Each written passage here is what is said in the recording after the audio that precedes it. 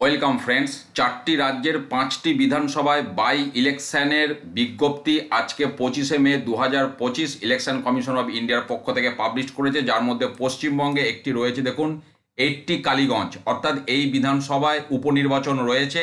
সেই বিষয়ে আমি আলোচনা করব। এখানে ইলেকট্রাল রোল, যেটা 1 এপ্রিল 2025-এর সাপেক্ষে কোয়ালিফাইং ডেট ধরে সেই ইলেকট্রাল রোলের রেসপেক্টে ভোট হবে এবং ভোট সমস্ত বুথে ইভিএম এবং ভিভিপ্যাটের সাহায্যেই হবে, অল পোলিং স্টেশন, সেটাও বলা হয়েছে। আইডেন্টিফিকেশান আমরা জানি এপিক ছাড়াও বেশ কিছু অল্টারনেটিভ আইডেন্টিফিকেশান ডকুমেন্ট হিসাবে ব্যবহার হয়, সেগুলিও এখানে লিস্ট দিয়ে দেওয়া হয়েছে। এছাড়াও আপনার মডেল কোড অফ কন্ডাক্ট, এটা অত্যন্ত গুরুত্বপূর্ণ বিষয়। যে বিধানসভায় পশ্চিমবঙ্গে ভোট হবে সেই বিধানসভার মধ্যে যতগুলি জেলা বা তার পার্ট পড়বে সেখানে মডেল কোড অফ কন্ডাক্ট লাগু থাকবে।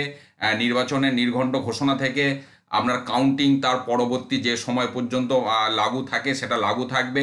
এর পাশাপাশি আমি যেটা আলোচনা করব কবে ভোট, সেই জায়গাটা আমি যাচ্ছি। এখানে দেখুন নির্ঘণ্ট দিয়ে দিয়েছে শিডিউল, সেটা বলা হচ্ছে date of poll. Date of poll হচ্ছে 9 জুন 2025 বৃহস্পতিবার, কাউন্টিং হবে 23শে জুন 2025 সোমবার।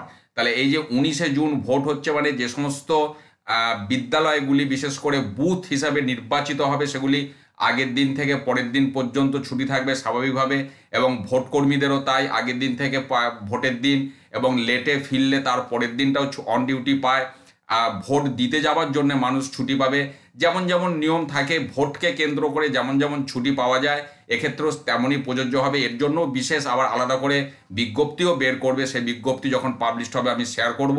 তো আপাতত বিধানসভা উপনির্বাচন বা বাই ইলেকশনের যে নির্ঘণ্ট সামনে এসেছে, আমি সেটা আপনাদের সাথে শেয়ার করলাম।